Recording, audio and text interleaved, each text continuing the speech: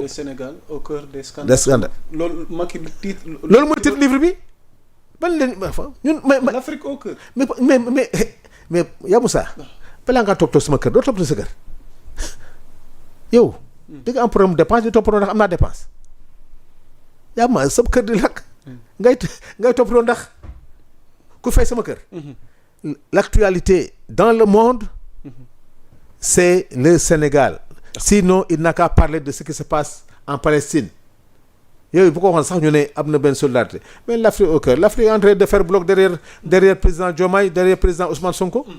L'Afrique est en train de faire bloc derrière ces hommes. L'Afrique est en train de faire bloc. derrière Ousmane Sonko. on a un appel honorable Sanou. ñu daat koy jël mu réagir vite fait kilifa gi ñu ngi lay nuyu di la dalal ci jotaay waxtaan wi bala nga nuyoog internautes yi daal di jublu ci leeral par rapport ak li nga xamante ni moom lañ jot léegi ci xibaar. waaw Yamoussa man la Abbas Sow. may nuyu le doyen Sanou. di rafetlu jotaayu xibaar bi nga xamante ni tey jii nit ñi mën nañu partager wu ci ñaar gàcce ak fierté. Gàcce parce que dans le cadre de la reddition des comptes bi la nguur di dënk dafa neexoon ci yow wa ilaa nga jëflante ak nguur dafa neexoon ci yow ñu accepter nag le principe de la présomption d'innocence dama koy répéter ñu accepter le principe de la présomption d'innocence newuñu moo def newuñu deful waaye ñu am foo xamante nañ fa toll ñu laajte la est-ce que yaa def est-ce que defuloo bu ci daw amee rek yow mën nañ laa ne wu sàcce parce que nag ñun ñëpp kenn ne wuñu wu kenn toppewuñu dara waaye ku daw ñu ni ana ku moom béy bi rek yow nga wàcc buum bi di daw kon loolu tey na xel kon ci sama teyaayu xel ma jàpp ni que ni l'État doit être un état de droit tey dans ce communiqué qu'on a lu on a vu effectivement qu'il y a fermeté dans la décision premier acte de fermeté quand des instructions ne sont pas respectées par les plus hautes autorités notamment ñi nga xamante ne ñoom ñoo yore la sécurité publique te bu ñu nee sortie du territoire ñi nga xamante ne ñoom ñoo yore direction boobu la nekk ci aéroport seen responsabilité dafay engagé. La division des investigations criminelles aussi seen responsabilité dafay engagé mais newuñu dañ leen sanctionner parce que ñoom ñoo def à titre conservatoire exactement très bien exactement donc dans le cadre de la mesure conservatoire dañuy élucider leur niveau de responsabilité bu fekkee seen niveau de responsabilité c'est avéré bu boobaa l'autorité va prendre effectivement la décision et les sanctions liées effectivement à la faute commise. Maintenant Yamoussa. waaw yaakaar naa ni que ni tey ci l'opinion publique sénégalaise. am na benn opinion générale bi dégagé wu. mooy lan. ñi nga xamante ne ñoo doon fëgg dënn di tëb ak di dal. di yuuxu di taxer Ousmane Sonko de tous les noms di taxer Bassirou Diomaye Diakhar Faye de tous les noms d'oiseaux dëkkuloo leen fu ñu dëkkul ñoom ils ont eu les deux que j'ai précédemment cités le courage de rester dans ce pays et de faire face effectivement à la justice maintenant nag la voie la plus facile c'est de s'exiler mooy ñu daw ndax dina yombee noonu avec ce mandat d'arrêt ndax dina yombee noonu vite fait rek doyen ndax dina yombee et quelle suite aussi pour Madiambal Diagne au-delà liñ koy toppee mais ak acte yi mu mujj posé en termes d'infraction. La suite mooy fu ñu ko mën a jàpp kaso la jëm balaa débat di am c'est un refus d'obtempérer boobu et de déférer à la convocation de la justice daf koy exposer moom à des sanctions. moom tey jii bu ñu jëlee lële yëpp teg ko lii rek peine la pour moom maintenant nag li ciy tegu mooy est-ce que fu mu jëm am nañu des accords d'extradition. waaw honorable Sano ko doon évoqué léegi mi ngi doon souligner maanaam la nécessité d'une éventuelle collaboration avec la France. mais moom laay wax ni loolu dafay bokk dans les accords de défense et de sécurité yi nga xamante ne Sénégal signé na ko liiruma ko nag mais dinaa ci def gëstu pour apporter au moins une réponse concrète. ñu ngi lay xaar dimanche nga bàyyi ci xel. waaw gëm naa ni lii nii wane na tey jii la face hideuse effectivement de la sécurité publique moo tax nag apporter des corrections s'impose le plus rapidement possible. Comme da nga ma jël nii au collé mënuma xuus. non dimanche ñu yaatal lépp doyen. ay firnde yu wóor. waaw mais may féliciter le doyen Sanou. waaw ci xam-xamam ci engagement wam pour des valeurs de la République. loolu nag moom sac la ci moom te ndam la ci moom ses amis yi nga xamante ne ñoom la nekkaloon Paris ñu ci bëri ñu ngi koy nuyu di ko ziar. ma jox ko wàccuwaay sa mbokk parisien ak leen nuyu. waaw jërëjëf doyen.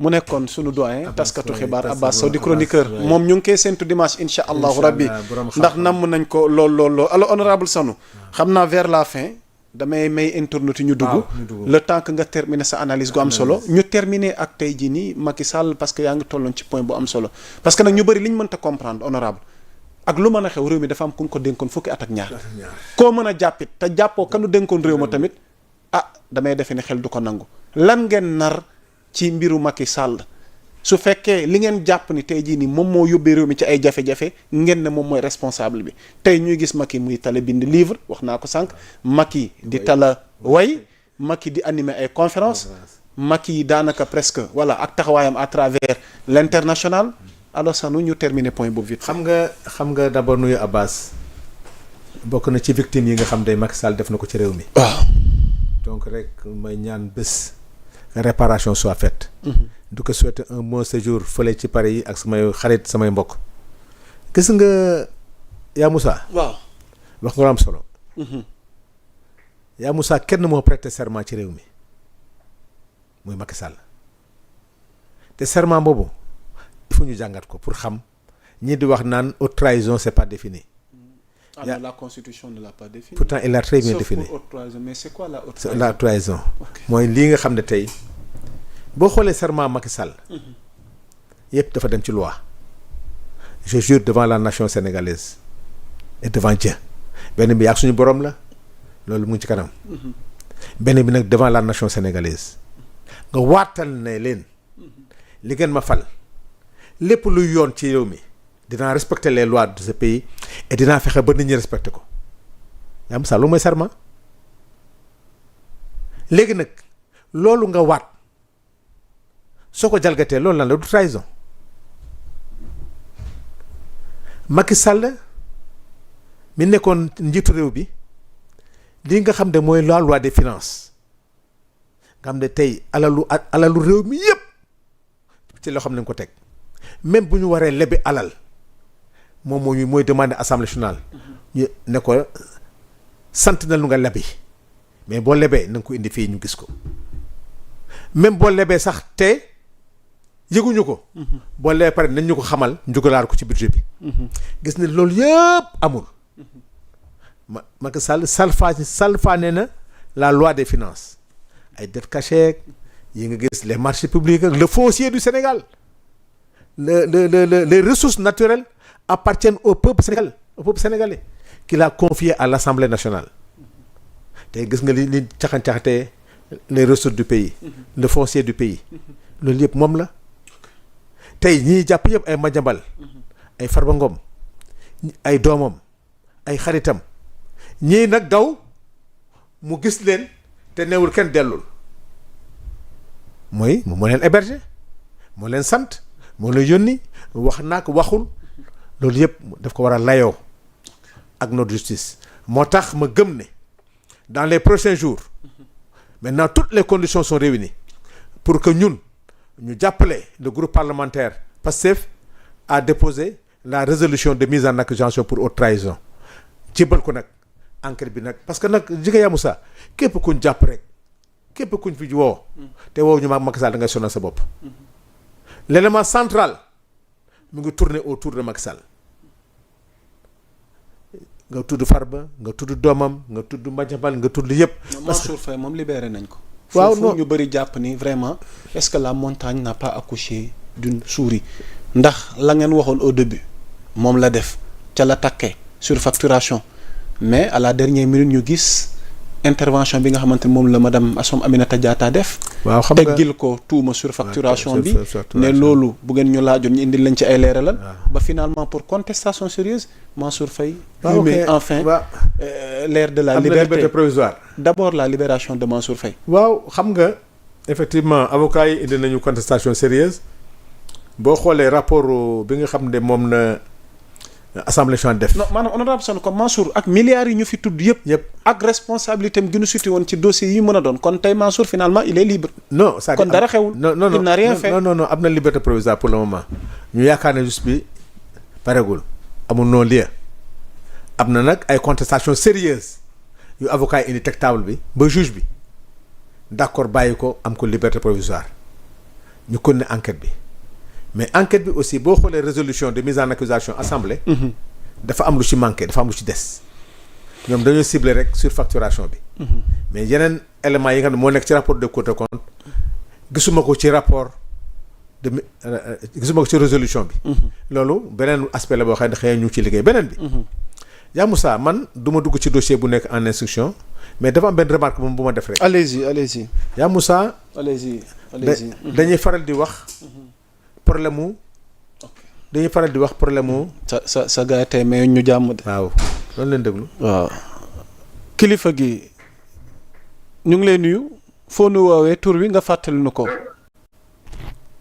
ñoo ngi ziar yaa Moussa. waaw kooku dafa mel ni baatu jëwriñ Ndiasse la de. jëwriñ Ndiasse waaw. mais jëwriñ yow fu la jant bi di tiim ñu ngi lay ziar. dama na ko trop. bon fi mu toll nii maa ngi nii jóge Paris démb Marseille maa ngi nii Naples quoi. Paris bi ngay jóge Paris dajewoo ak Madiambal Diagne. waaye damaa jóge.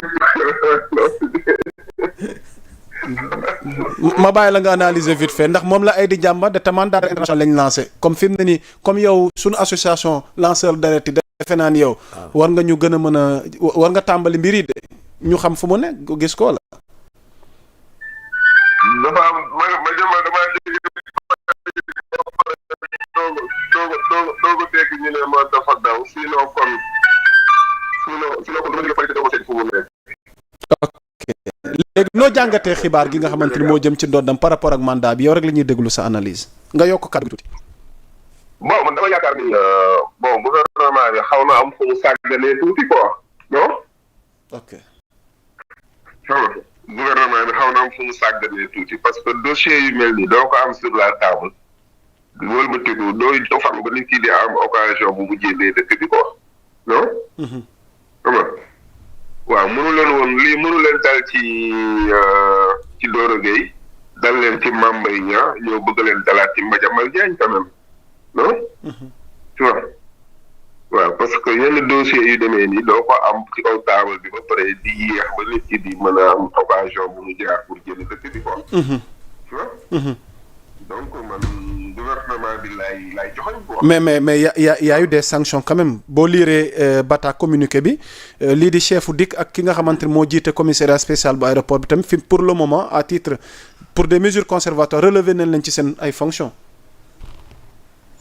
waaw mais non ok même bu amee ay sanctions tamit mais lii yow da lay leer ni dossier bi yàgg na ci kaw table ministre de l'intérieur quand même. ok wala ministre de la justice non.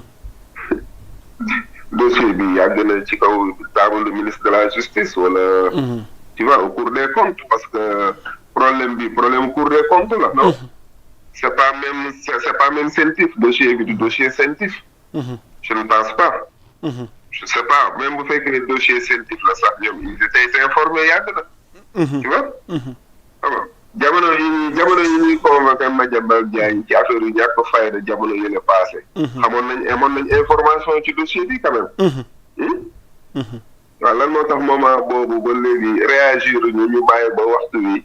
ñu convoqué Madiambal di ko bàyyi muy dem ci lan dafa commentaire affaire Badara Gadiaga dafa commentaire affaire Abdou Nguer dafa commentaire affaire dañu ñàkk fayda yooyu. comprendre nga te nga yor dossier bu toll nii ci kaw taabal bi. xam nga moment bi Badara Gadiaga moment bi Madiambal Diagne nekkee Sénégal di ñu emmerdé. temps boobu yëpp ñu ngi def dossier bi. tu vois. après doo xam ni fan la ñuy xalaatee quoi. parce que tamit. Justice nu mu tuddati ñii dañ leen fal pour que ñëpp les hypocrites et les corrompus comprendre nga ñu taxali ko ñoom quoi tu vois xam nga 2 ans nga yor dossier bi sa kaw table da nga faloog ba léegi jëwriñ dogguma la mais su ma la déggee dafa mel ni on a comme l'impression que da nga am une certaine déception. mais ci wàllu justice bi ni muy demee lii day dem sax ba yóbbule est-ce que amul au niveau de la justice amul des complices wala doo comprendre quoi. ok tu vois donc loo xam ndax bon la corruption au sein de la justice est-ce que existé wul bu baax tu vois. donc doo comprendre quoi mais bon li nga xamante ni mooy. xam nga Sénégal man dama toujours dénoncer ma ne. corruption bi dafa nekk au niveau de l'administration au niveau du parlement et au niveau de la justice. ok non xam nga. léegi peuple bi dañu soxla li tax ñu def sacrifice. pour que changer régime bi c'est pour que régime bi mën a raxas administration. bi ak parlement bi ak judiciaire bi quoi. ok tu vois. parce que tey jii boo jëlee tey jii rëccu nu mu tuddati dawu Madiambal Diagne bi nga gis libération Mansour Faye bi. tu vois après doo comprendre quoi. ok mais bon comment est possible. tu vois. ok donc c'est des choses yoo xamante ni donc le Sénégalais lambda du comprendre quoi. ok tu vois. ok am na solo jëwriñ. un Sénégalais lambda sàcce ordinateur wala téléphone wala kii nga jàpp ko tëj ko 6 mois 1 an 2 ans. ok nga leen di ay milliards nga leen utal porte bu ñu jaar ba rëcc. ok bon day tey xel quoi. ok jëwriñ am na solo. am na solo di la jaajëfal alors honorable Sano vite fait ma jël quelques internautes su ko defee am seen réaction laataa ñuy terminer ndax waxtu wi daf ñuy bëgg a dab donc ñoom ci kër gi lañ bokk waxtu wi mi ngi bitim réew moom jëwriñ Ndiassé donc saa su ne mu ñuy gunge ci suñu plateau de dimanche dans Bonsoir Sénégal alors mu mel ni voilà am na mbokk muy woote ma daat koy jël vite fait ndax boobaak léegi mi ngi ñuy bëgg a jot